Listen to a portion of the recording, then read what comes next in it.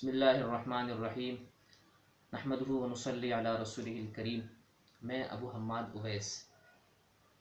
آج ہم تا کے بارے میں بات کرتے ہیں کہ تا کی ادائیگی کا درست طریقہ کیا ہے۔ تا آپ سمجھ رہے ہوں گے کہ کتنا آسان طریقہ ہے، یہ اس کا غلط طریقہ ہے۔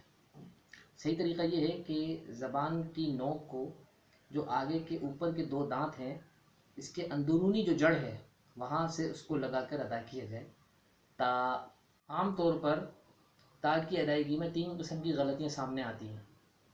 پہلی غلطی یہ ہے کہ تا کو ادا کرتے وقت زبان نظر آتی ہے، دانتوں سے آگے لے جایا جاتا ہے تا، یہ اس کا غلط طریقہ ہے۔ اور دوسری غلطی یہ ہے کہ تا کو ادا کرتے وقت ہا کو اس کے ساتھ ملایا جاتا ہے تھا، جیسے والتین والزیتون، یہ بھی غلط ہے۔ اور تیسری غلطی یہ ہے کہ تا کو ادا کرتے وقت جب ساکن ہو تو اس صورت میں اس کو ہلا دیا جاتا ہے، جیسے تبت یدا، اس کو ہلانا نہیں ہے، بغیر ہلائے اس کو ادا کرنا ہے، جیسے تبت یدا